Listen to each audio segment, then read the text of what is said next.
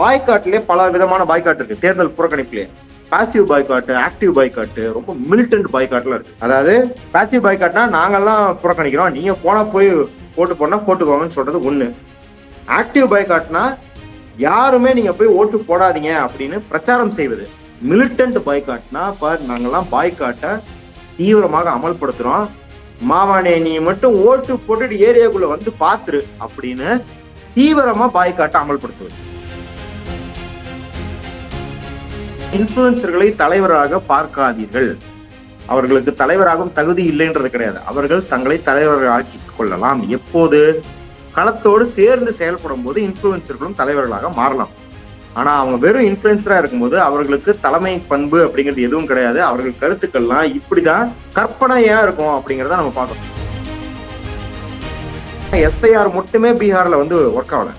SIR, ஓட்சோரி, EVM mall practice, 10,000 ரூபாய் cash benefit transfer, இந்த மாதிரி அவங்க ஒரு 10-15 விஷயத்தை சேர்த்து பண்ணிருக்காங்க. இது இல்லாம பாஜகவின் எலெக்ஷன் மெஷினரி வேற காங்கிரஸ் ஆர்ஜேடியை விட 10 மடங்கு எஃபிஷியண்டா வேலை பார்த்திருக்கு. இவங்களோட இன்டெலெக்சுவல் எக்ஸ்பெரிமெண்ட்டுக்கு மக்கள் இரையாகும்.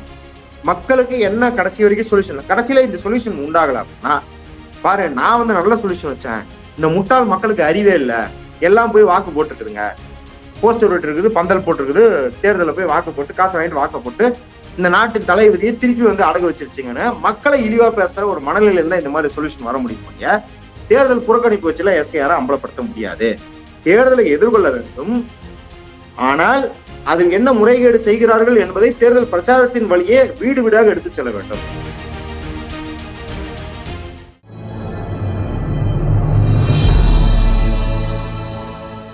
தமிழ் நியூஸ் நேயர்களுக்கு அன்பு வணக்கம். இன்றைய சிறப்பு நேர்காணலில் நம்மோடு இணைந்திருப்பவர் அரசியல் விமர்சகர் மரியாதைக்குரிய மதுர் சத்யா சார். சார் வணக்கம். வணக்கம். பிரபல யூடியூபர் துருவ் ரத்தி அவர்கள் ஒரு கருத்தை வந்து முன் வச்சிருக்கிறாரு. நம்ம வந்து நான் கோஆபரேட்டிவ் மூவ்மெண்ட் வந்து இந்த சமயத்தில் நம்ம செஞ்சே ஆகணும். ஏன்னா நம்ம இந்த வரக்கூடிய தேர்தல்கள் வந்து நம்ம புறக்கணிச்சால் தான் வந்து எலெக்ஷன் கமிஷனும் சரி, இந்த பிஜேபியும் சரி திருந்துவாங்க. ஏன்னா பல மால் பிராக்டிஸுகள் எலெக்ஷன் கமிஷன் அப்பட்டமா வந்து ஆளுங்கட்சிக்கு ஃபேவரபிளா போகுதுன்னு நமக்கு கண்ணு கூட தெரியுது அப்படின்ற மாதிரி ஒரு பிரபல யூடியூபர் அவர் கருத்தை தெரிவிச்சிருக்கிறாரு. கடந்த நாடாளுமன்ற தேர்தலில் அவர் பதிவிட்ட அந்த பதிவுகள் எல்லாம் வந்து இந்தியா கூட்டணிக்கு எந்த அளவுக்கு ஒரு உத்வேகத்தை கொடுத்தது, அவருக்கு பலரும் நற்சான்றிதழ் எல்லாம் கொடுத்தார்கள். இப்பொழுது இப்படிப்பட்ட கருத்து முன்வைக்கப்பட்டிருக்கிறது. அம்மையார் மம்தா பானர்ஜியும் வெஸ்ட் பெங்கால் போன்ற மாநிலங்கள்ல பெரிய போராட்டத்தை கொண்டு வந்துட்டு இருக்கிறாங்க எஸ்ஐஆருக்கு எதிராக. இதுக்கு என்னதான் தீர்வு? இது வந்து கிளாசிக் எக்ஸாம்பிள். எதற்கு உதாரணம் என்றால், இன்ஃப்ளூயன்சர்களுக்கும் ஆக்டிவிஸ்டுகளுக்கும் என்ன வித்தியாசம்?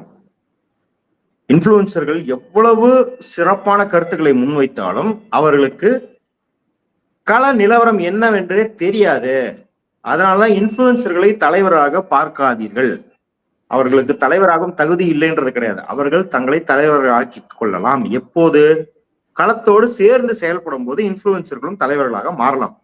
ஆனா அவங்க வெறும் இன்ஃப்ளூயன்சரா இருக்கும்போது அவர்களுக்கு தலைமை பண்பு அப்படிங்கிறது எதுவும் கிடையாது. அவர்கள் கருத்துக்கள்லாம் இப்படிதான் கற்பனையா இருக்கும் அப்படிங்கிறத நம்ம பார்க்கணும். ஏன்னா விஜய் தான் சார் வந்துட்டு போறாரு மைண்ட்ல. அவர் பெரிய இன்ஃப்ளூயன்சர். அவர் இவங்களுக்கெல்லாம் பெரிய இன்ஃப்ளூயன்சர். அதாவது நீங்க யோசிச்சு பாருங்க, துருவ் ராத்தி போன முறை அவர் வெளியிட்ட வீடியோக்கள் பெரிய தாக்கம் ஏற்படுத்துச்சு. ஆனா யாரிடம் ஏற்பட்டுச்சு? படித்த இளைஞர்களிடம் ஏற்பட்டுச்சு. இந்தியாவில் படித்த இளைஞர்கள் எத்தனை சதவீதம் இருக்கிறாங்க? இன்னொன்னு, அந்த படித்த இளைஞர்கள்ட்டையுமே நல்ல தாக்கம் ஏற்படுத்தியதுக்கு காரணம் எதிர்கட்சிகள் அவர் வீடியோலாம் டவுன்லோட் பண்ணி வெட்டி வெட்டி வெட்டி எல்லா இடத்துலயும் பரப்புனாங்க. இப்போ உன் வீடியோ சக்சஸ் ஆகுறதுக்கே எதிர்கட்சிகளோட கட்டமைப்பு தேவைப்படுது. கரெக்டா? சரி, உன் வீடியோ சக்சஸ் ஆகுது. ஒரு வீடியோ 3 மில்லியன் பேர் பாக்குறாங்க, 30 லட்சம் பேர் பாக்குறாங்க. 30 லட்சம் பேரும் உன் பேச்சை கேட்டு பாய்காட் பண்றாங்க. ஒரு பண்ண மாட்டாங்க, சில ஆயிரம் தான் பண்ணுவாங்க. 30 லட்சம் பேரும் பாய்காட் பண்ணா கூட இந்திய எலெக்ஷன் சுமூகமா நடந்து போயிட்டே இருக்கும். 30 லட்சம் வாக்காளர்கள் எப்ப தேசம் முழுக்க சேர்த்தா 30 லட்சம் வாக்காளர்கள் ஒண்ணுமே கிடையாது. அது பாட்டுக்கு நடக்கும் எலெக்ஷன். அப்ப பாய்காட்லயே பல விதமான பாய்காட் இருக்கு. தேர்தல் புறக்கணிப்புலயே பாசிவ் பாய்காட், ஆக்டிவ் பாய்காட், ரொம்ப மிலிட்டன்ட் பாய்காட்லாம் இருக்கு. அதாவது பாசிவ் பாய்காட்னா நாங்கெல்லாம் புறக்கணிக்கிறோம், நீங்க போனா போய் ஓட்டு போனா போட்டுக்கோங்கன்னு சொல்றது ஒண்ணு. ஆக்டிவ் பாய்காட்னா யாருமே நீங்க போய் ஓட்டு போடாதீங்க அப்படின்னு பிரச்சாரம் செய்வது. மிலிட்டன்ட் பாய்காட்னா நாங்கெல்லாம் பாய்காட்ட தீவிரமாக அமல்படுத்துறோம். மாவானே நீ மட்டும் ஓட்டு போட்டுட்டு ஏரியாக்குள்ள வந்து பாத்துரு அப்படின்னு தீவிரமா பாய்காட்ட அமல்படுத்துவது. நீங்க இலங்கையில போர் சூழல் எல்லாம் பாத்தீங்கன்னா மிலிட்டன்ட் பாய்காட் பண்ணிருப்பாங்க. நீங்க வாக்குச்சாவடிக்கு போனா நம்ம கதை முடிச்சுட்டு போனேன்ற மாதிரி. அந்த மாதிரி பல லேயர் இருக்கு. இப்ப இருக்கிற கட்டமைப்பை வச்சுக்கிட்டு ஓட்சோரியே காங்கிரஸால அம்பலப்படுத்த முடியல. அதாவது பிரஸ் மீட்ல தான் அம்பலப்படுத்த முடியல, களத்துல மக்களை அதை உணர வைக்க முடியல. அதனால பீகார் மக்கள் மனதை மாற்ற முடியல, மகாராஷ்டிரா மக்கள் மனதை மாற்ற முடியல. இப்படி இருக்கிற நிலைமையில எப்படி போய் பாய்காட்ட போய் எல்லா இடத்துலயும் பிரச்சாரம் பண்ணி அதை அமல்படுத்துவது? நீங்க யோசிச்சு பாருங்க. இன்னொன்னு, மக்களை மாத்துறதை விட்டுரும். மக்கள்கிட்ட போய் ஏன் வந்து நீங்க கட்டுக்கோப்பா ஒரு தொகுதியில 10% கூட தாண்டக்கூடாது அப்படின்றதுனா மட்டும்தான் அந்த பாய்காட்டு எடுபடும். 40-50% வந்துச்சுன்னா நார்த் ஈஸ்ட்ல ஏற்கனவே 40-50% நடத்துவாங்க எலெக்ஷன். சத்தீஸ்கர், ஜார்க்கண்ட்லாம் பல தொகுதிகளில் 40-50% வாக்கு பதிவாகும். இப்ப தமிழ்நாடு போன்றோ இல்ல கேரளா போன்றோ அதிக சதவீதம்லாம் வாக்கு எல்லா ஸ்டேட்லயும் பதிவாகுது. பீகார்ல வந்து 57% தான் தான் இருந்துச்சு. இந்த மாதிரி தான் 60 தாண்டுது. அதுவே ஒரு பெரிய சாதனையை பேசிட்டு இருக்கோம். அப்ப நீங்க வந்து ஒரு 10% 15% வர அளவுக்கு பாய்காட் பண்ணாதான் அது ஏதாவது மீனிங்ஃபுல்லான பாய்காட்டா உலகம் திரும்பி பாக்குற மாதிரி இருக்கும். அந்த மாதிரி உங்களால பண்ண முடியும்னா பண்ண முடியாது. சரி, இது மக்கள் மனதை மாற்றுவது. கட்சிகள் எப்படி பாய்காட் பண்ண வைப்பீங்க? இந்த எஸ்ஐஆரை எதிர்த்து போராடும் கட்சிகளை எப்படி பாய்காட் பண்ண வைப்பீங்க? ஏன்னா அவன் வந்து 10 சீட்டு ஜெயிச்சாலும் சரி, 100 சீட்டு ஜெயிச்சாலும் சரி, அவனுக்கு வர வரைக்கும் லாபம். அவனுக்கு வர வரைக்கும். ஏன்னா பெருவாரியான கட்சிகள் இங்கே எம்எல்ஏ சீட்டு வாங்குவதோ எம்பி சீட்டு வாங்குவதோ ஒரு சோர்ஸ் ஆஃப் இன்கம் தான் அவங்களுக்கு. அப்ப அதை நீங்க வந்து இப்ப காங்கிரஸ் வந்து அடுத்து வர ஏதாவது ஒரு எலெக்ஷன், கேரளா எலெக்ஷன், கேரளால அவங்க வலுவா இருக்காங்க இல்லையா, கேரளா எலெக்ஷன் நாங்க பாய்காட் பண்றோம்னு விட்டுறாங்கன்னு வச்சுக்கோங்க. என்ன பண்ணுவானுங்க? ஏற்கனவே எம்எல்ஏவா இருக்கிறவங்க காங்கிரஸ்ல அன்னைக்கு காந்தியின் கட்டளை வேண்டுகோளை ஏற்று தேர்தலை புறக்கணிக்கணும், நாங்க யாரும் தேர்தலை போட்டியிட மாட்டோம்னு தவிர்த்துப்பாங்களா? அப்படிலாம் மாட்டாங்க. ஏன்னா அவங்களுக்கு தெரியும் பாஜக போய் சேர்ந்தாலும் நாங்க ஜெயிப்போம்னு சொல்லி எல்லாரும் பாஜக போய் சேர்ந்துக்குவாங்க பாதிக்கு பாதி. சசி தரூரையே தேர்தலை புறக்கணிச்சோன்னா நேரம் ஓடி போயிருவாருங்க பாஜக. அப்ப அப்படி ஒரு நிலைமை வச்சு நீங்க டிஎம்சி ஆகட்டும் எந்த கட்சியா இருந்தாலும். இப்ப நம்ம கொஞ்ச நேரம் முன்னாடி பேசணும் கூட பேசணும் வேற ஒரு இன்டர்வியூல, செங்கோட்டையன் வந்து அந்த கட்சியில இடம் இல்லைன்னு நேரம் தாவேகா வரைக்கும் கீழே போறாரு. நீங்க வேற எதுவும் பெரிய கட்சி கூட இல்ல, தாவேகா புதுசா ஆரம்பிச்ச தாவேகா வரைக்கும் போறாரு. அப்ப அப்படி இருக்கும்போது எத்தாப்புல பிஜேபியை வைத்து கொண்டு நீங்க தேர்தல் புறக்கணிங்க எதிர்கட்சிகள்லாம் என்ன பண்ணுவாங்க? ஏதாவது இப்ப கம்யூனிஸ்ட் கட்சிகள்ட்ட சொன்னீங்கன்னா நாங்க ஆல்ரெடி இருந்ததான் பண்றது ஒரு உதாரணம் அவங்களுக்கு இருக்குது. இன்னொன்னு அவங்க பெருவாரியாக வெற்றி பெறதும் இல்ல, 2-3 சீட் தான். அப்ப அப்படி இருக்கும்போது தேர்தல் புறக்கணிக்கலாம். நீங்க வந்து ஆட்சியில உட்காரணும்னு நினைக்கிற கட்சி எப்படி தேர்தலாம் புறக்கணிக்கும்?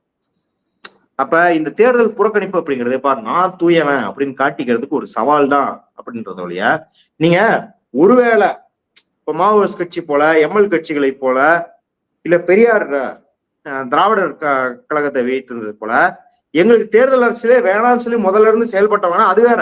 தேர்தல் புறக்கணிப்புன்றது எஸ்ஐஆருக்காக கிடையாது, அது தேர்தல் அரசியல் மீது எங்களுக்கு நம்பிக்கை கிடையாது, தேர்தலுக்கு வெளியே தான் எங்களுக்கு தீர்வுகள் உண்டுன்னு போராடுறது. அப்படி இருந்தீங்கன்னா வேற. நீங்க இதனால வரைக்கும் ஓட்டு போட்டுட்டு, இதனால வரைக்கும் தேர்தலில் பங்கேற்றுட்டு, இதனால வரைக்கும் தேர்தலில் இருக்கிற அரசியல் கட்சிகளுக்கு பிரச்சாரம் செய்து விட்டு இன்னைக்கு வந்து நான் தேர்தலில் புறக்கணிப்போம் அப்படின்றது வந்து நான் தூயவன்னு காட்டிக்கிறது. நான் தேர்தலில் இது ஏமாற்ற பேரொழிப்பா, இங்க நான் ஓட்டு போறதே இல்லை. இந்த ஹிந்துல எழுதுற க்ரௌடு ஒண்ணு இருக்கும், இந்த பாட்சாரதி அப்படின்னு கவுண்டமணி கூப்பிடுவாரு, நான் ஹிந்துல எழுதுவேன். அவங்கள சொல்லிருக்காங்க எல்லா அரசியல் கட்சிகளும் வந்து ஊழல், நான் ஓட்டு போடுறது நிறுத்தி ஒரு 5 வருஷம் ஆச்சு, சரி என்ன அவங்களுக்கு என்ன மெடல் கிடல் ஏதாவது வேணுமா, ஏதாவது நோபல் பிரைஸ் தருமா அப்படின்னு இருக்கும் நம்மளுக்கு. இப்ப அது போலதான் இவங்க. நான் துருவரத்தியை வந்து அவ்வளவு குறைச்சி இடம் போடல. நான் என்ன சொல்றேன், இந்த அறிவுஜீவி தளத்துல வந்து நிறைய பேர் இந்த சொல்யூஷனை வச்சுக்கிட்டு இருக்காங்க. பாய்காட் பண்ணுன்னு சொல்றவங்க எல்லாரும் நான் ஒரு ஜீப் போடுறேன், மைக்கு போடுறேன், ஜீப்ல ஏறி தெருவா போய் பாய்காட்டை பத்தி பிரச்சாரம் பண்ண மாட்டாங்க. இது போன்ற அறிவுரைகள் கொடுக்குறவங்க யாரா இருப்பாங்கன்னா இவங்க ஒரு ஆர்டிகல் எழுதிடும், தேர்தல் பாய்காட் பண்ணுங்க, ஏமா அமல்படுத்துறது? இதே நிறைய பேர் இந்த துப்பாக்கி ஏந்தணும்னு எழுதுவானுங்க, தேர்தல் பாய்காட் பண்ணணும்னு எழுதுறதெல்லாம் நிறைய பேர் என்ன பண்ணுவாங்கன்னா அவங்க யாரும் அதை பண்ண மாட்டாங்க, இல்ல அவங்க வீட்டு குழந்தைங்களை யாரும் அனுப்புறது கிடையாது. இது இவங்களோட இன்டெலெக்சுவல் எக்ஸ்பெரிமெண்ட்டுக்கு மக்கள் இரையாகணும். மக்களுக்கு என்ன கடைசி வரைக்கும் சொல்யூஷன், கடைசியில இந்த சொல்யூஷன் உண்டாகல அப்படின்னா பாரு, நான் வந்து நல்ல சொல்யூஷன் வச்சேன், இந்த முட்டாள் மக்களுக்கு அறிவே இல்ல, எல்லாம் போய் வாக்கு போட்டுருக்குதுங்க, போஸ்டர் விட்டு இருக்குது, பந்தல் போட்டிருக்குது, தேர்தலில் போய் வாக்கு போட்டு காசை வாங்கிட்டு வாக்கு போட்டு இந்த நாட்டின் தலைவிதியை திருப்பி வந்து அடகு வச்சிருச்சுங்கன்னு மக்களை இழிவா பேசுற ஒரு மனநிலையில இருந்தா இந்த மாதிரி சொல்யூஷன் வர முடியும் போலிய தேர்தல் புறக்கணிப்பு வச்சுல எஸ்ஐஆரை அம்பலப்படுத்த முடியாது. தேர்தலை எதிர்கொள்ள வேண்டும், ஆனால் அதில் என்ன முறைகேடு செய்கிறார்கள் என்பதை தேர்தல் பிரச்சாரத்தின் வழியே வீடு வீடாக எடுத்து செல்ல வேண்டும். ஏங்க திமுக வந்து போன வாரம் ஒரு செமையான ஒரு ஸ்ட்ராட்டஜி பண்ணாங்க. ஆவின் பால்ல எஸ்ஐஆர் பத்தி அறிவிப்பு வந்தது சேலத்துல. ஆவின் பால் பாக்கெட்ல வந்து என்ன போட்டிருக்காங்கன்னா, நீங்க வந்து திருத்தத்தை வந்து படிவத்தை கொடுத்துட்டீங்களா அப்படின்னு. அப்ப நீங்க இந்த மாதிரி புதுசு புதுசான உக்தியை கையில் எடுங்க, எல்லா வீட்டுக்கும் சென்று தேர்தலை எந்த அளவுக்கு முறைகேடாக நடத்துகிறார்கள் என்று யோசிச்சு பாருங்க. அதனால சொல்றேன், புரட்சிகர கட்சிகள் மாதிரி தேர்தலே வேணாம், இந்த ஜனநாயக கட்டமைப்பே வேணாம், இதை தாண்டி உழைக்கும் மக்களுக்கான புரட்சிகர அரசியலை எடுப்போம்னா இதை செய்ய வேணாம். உங்களுக்கு தேர்தல் வேணும், உங்களுக்கு ஜனநாயகம் வேணும், பாஜக இல்லாம முறைகேடு இல்லாம வேணுங்கிறத உங்க கோரிக்கை. அப்ப அதற்கான வேலையை பார்க்கறத விட்டுட்டு இந்த ஐயோ இதெல்லாம் நமக்கு பிரச்சனைப்பா, இதுல இருந்து நம்ம தள்ளி இருந்து போப்பான்ற மாதிரி ஒரு சொல்யூஷனுக்கு தராதிங்க அப்படிதான் நம்ம சொல்றோம். இல்ல, திரு மதுர் சத்யாவோட கருத்து என்ன? இப்போ பீகார் நடந்து முடிஞ்சிச்சு, இப்போ அடுத்த 5 மாநில தேர்தல் வந்துட்டு இருக்கு. இப்போ ஓட் சோரிங்கிறது ஒரு கான்செப்ட் நடந்துட்டு இருக்கா இல்லையா திரு Madhur Sathya? Yes or no? Yes, நடந்துட்டு ஓட் சோரிங்கிறது நடக்குது. சோ கூடுதலா இவிஎம் வச்சும் சில மால் பிராக்டிஸ் நடக்குதுன்னு சொல்லி உங்களை போன்றவர்கள்லாம் தொடர்ந்து சார்ஜஸ் வைக்கிறீங்க. வரக்கூடிய 5 மாநில தேர்தல்னே வச்சுப்போம். இப்போ அப்பட்டமா தெரியுது இதுல ஓட்சோரி பண்ண போறாங்க, ஸ்பெஷல் இன்டென்சிவ் ரிவிஷன் மூலியமாக போலி வாக்காளர்களை சேர்ப்பதற்கான பணிகள் வந்து நடந்துட்டு இருக்குன்னு சொல்லி இப்ப நம்ம அப்பட்டமா கண்ணுக்கு தெரியுது. 5 மாநிலத்திலயும் பிரதானமா அப்போசிஷன் பார்ட்டிஸ் தான் வந்து ஆட்சி அமைச்சிட்டு இருக்காங்க.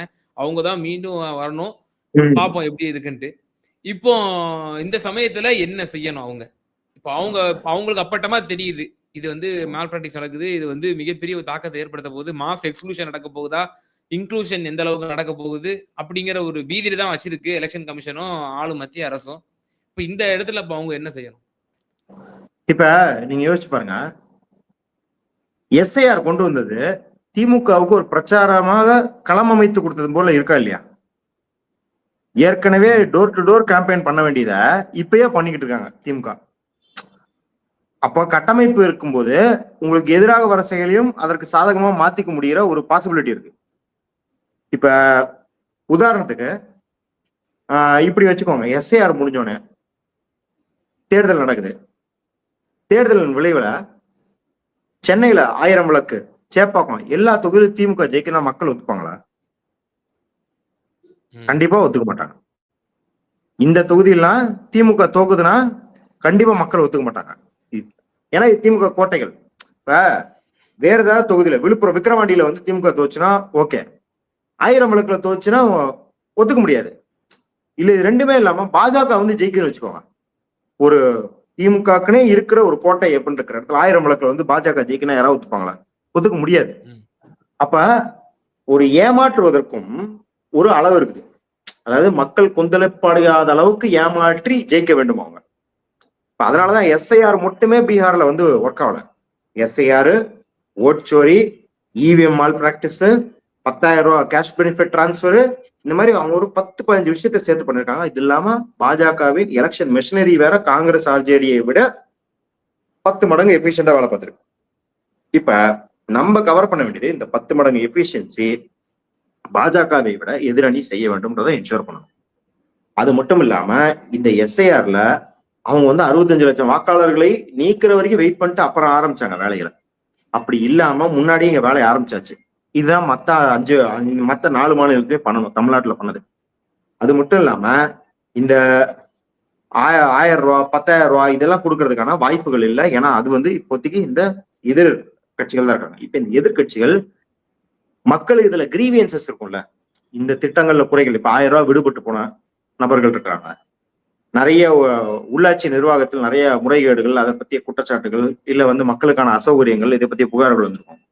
அதை உடனுக்குடன் சரி பண்றது.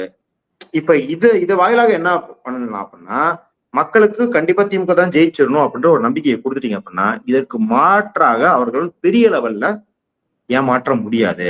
அப்பட்டமாக ஏமாற்றினீங்கன்னா அது அப்புறம் அவங்களுக்கு இங்க இல்ல தேசிய லெவல்ல கையில் எழுவி போற அளவுக்கு போராட்டங்கள் வெடிக்க ஆரம்பிச்சிடும். அப்ப நீங்க என்ன பண்ணணும்னா மக்களை அந்த லெவல் ஆஃப் அண்டர்ஸ்டாண்டிங் கொண்டு வந்து நிறுத்துறதா இந்த 5 மாநிலங்கள் வேலையா இருக்க முடியாது. இதற்கு மேல அவங்க கையை பிடிச்சி திருகி நம்மளால ஒன்னும் ஒரு வேலையை பண்ணிட முடியாது ஒவ்வொரு மாநில கட்சிகளாலையும். அப்படிதான் பார்க்கணும். நிச்சயமா சார். பல்வேறு விவகாரங்கள்ல எங்க நேயர்களுக்கு ரொம்ப தெளிவா உங்களோட கருத்துக்களை பகிர்ந்தீங்க. மிகுந்த நன்றி.